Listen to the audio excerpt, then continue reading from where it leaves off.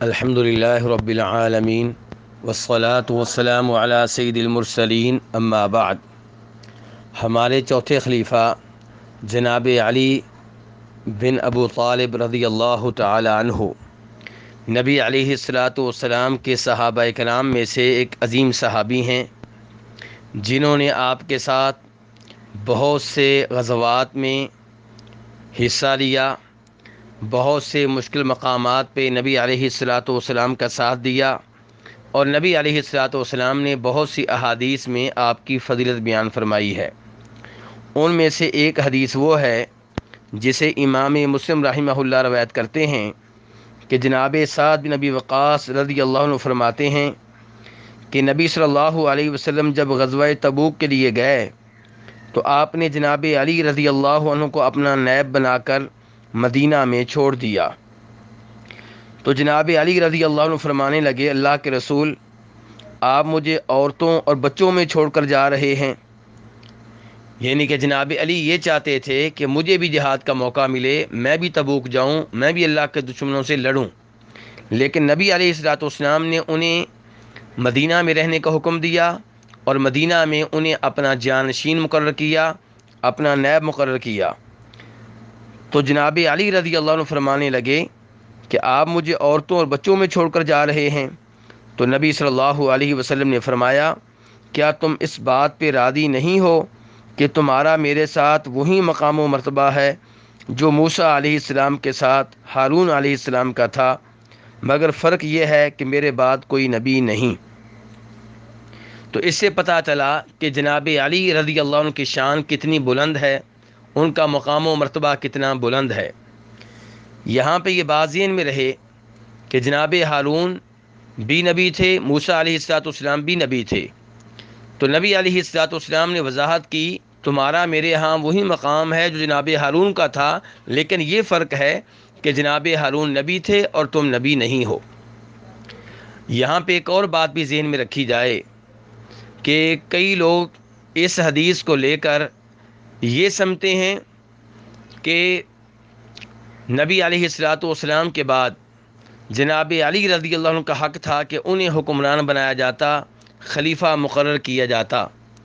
لیکن یہ بات درست نہیں ہے، کیونکہ جناب ہارون جناب موسیٰ علیہ السلام کی زندگی میں ان کے خلیفہ بنے ہیں، ان کے نائب بنے ہیں، ان کے فوت ہونے کے بعد ان کے نائب نہیں بنے، کیونکہ جناب ہارون علیہ السلام جناب موسیٰ علیہ السلام کی زندگی میں ہی فوت ہو گئے تھے۔ تو اس لیے اس حدیث سے یہ مسئلہ اخذ کرنا کہ جیسے ہارون علیہ السلام موسیٰ علیہ السلام کے جانشین بنے، ایسے ہی جناب علی نبی علیہ السلام کے فوت ہو جانے کے بعد آپ کی خلافت کے حقدار تھے، یہ نتیجہ، یہ مسئلہ اخذ کرنا درست نہیں ہے۔ لیکن اس سے بہرحال جناب علی رضی اللہ عنہ کی بہت زیادہ شان معلوم ہوتی ہے۔ ایسے ہی ان کی شان میں ایک اور حدیث ہے، وہ ذہن میں رکھنی چاہیے، اسے بھی روایت کرنے والے جناب سعد بن ابی وقاص رضی اللہ تعالی عنہ ہیں کہ جب نبی علیہ الصلوۃ والسلام اور صحابہ کرام خیبر کی لڑائی لڑنے کے لیے گئے، یہودیوں کے خلاف جہاد کیا، تب نبی علیہ الصلوۃ والسلام نے فرمایا تھا کہ اب میں جھنڈا اس شخص کو دوں گا جو اللہ اور اس کے رسول علیہ الصلوۃ والسلام سے محبت کرتا ہے، اور اللہ اور اس کے رسول بھی اس سے محبت کرتے ہیں۔ چنانچہ نبی علیہ الصلوۃ والسلام نے جب یہ عظیم فضیلت بیان کی تو سبھی صحابہ کرام چاہتے تھے کہ یہ اعزاز ہمیں ملے، کل آپ جھنڈا ہمیں دیں تاکہ ہم وہ بن جائیں جس کے بارے میں نبی علیہ السلام فرما رہے ہیں کہ جس کو میں جھنڈا دوں گا وہ اللہ کے رسول سے محبت کرنے والا ہوگا اور اللہ کے رسول کا محبوب بھی ہوگا۔ لیکن نبی علیہ السلام نے جھنڈا کس کو دیا؟ جناب علی رضی اللہ تعالیٰ عنہ کو۔ چنانچہ آپ نے کہا کہ علی کو بلاؤ، تو انہیں لایا گیا، تو ان کی آنکھوں میں کوئی مسئلہ تھا، تو آپ نے ان کی آنکھوں میں اپنا لعاب ڈالا اور جھنڈا ان کے حوالے کیا، تو اللہ تبارک و تعالیٰ نے جناب علی رضی اللہ عنہ کے ہاتھ پہ مسلمانوں کو فتح دی۔ تو یہ بھی بہت عظیم حدیث ہے، اس سے بھی پتہ چلتا ہے کہ جناب علی رضی اللہ عنہ کا کیا مقام ہے اور ان کی کتنی بڑی فضیلت ہے۔ ایسے ہی نبی علیہ الصلوۃ والسلام نے فرمایا تھا من کنت مولاہ فعلی مولا۔ اس حدیث کو امام ترمذی نے روایت کیا ہے اور شیخ البانی نے صحیح قرار دیا ہے، جس کا مطلب یہ ہے کہ جس کا میں دوست ہوں علی بھی اس کے دوست ہیں، یعنی کہ جو مجھے دوست رکھتا ہے، مجھ سے محبت کرتا ہے، وہ میرے علی سے بھی محبت کرے اور ان کا بھی مددگار ہو اور ان کی بھی نصرت کرے۔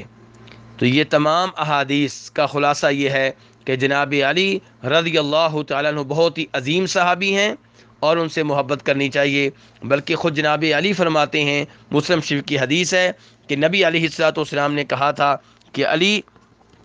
تجھ سے محبت کرنے والا مومن ہوگا اور تجھ سے بغض و عداوت رکھنے والا منافق ہوگا۔ تو اس لیے سچے دل سے جناب علی رضی اللہ عنہ سے محبت کرنی چاہیے، لیکن یہ بات ذہن میں رہے ان سے محبت کا مطلب یہ نہیں ہے کہ انہیں رب کہا جائے، مشکل کشا کہا جائے، حاجت روا کہا جائے، مختار کل کہا جائے، یا ان کے فوت ہونے کے بعد مشکل اوقات میں انہیں پکارا جائے۔ یہ سب باتیں شرکیہ باتیں ہیں، ان سے دور رہنا چاہیے، لیکن سچے دل سے جناب علی رضی اللہ عنہ سے محبت کرنی چاہیے۔ محبت کا مطلب شرک و بدعات نہیں ہے، شرک و بدعات سے دور رہ کر ان سے محبت کرنی چاہیے۔ اللہ تبارک و تعالیٰ سے دعا ہے وہ ہمیں سچے دل سے جناب علی سے اور ان کے دو عظیم صاحبزادوں جناب حسن اور حسین سے اور ان کی بیگم نبی علیہ الصلوۃ والسلام کی لخت جگر جناب فاطمہ رضی اللہ عنہ سے محبت کرنے کی توفیق عنایت فرمائے۔ وصلی اللہ تعالی علی نبیہ محمد وآلہ وصحبہ اجمعین۔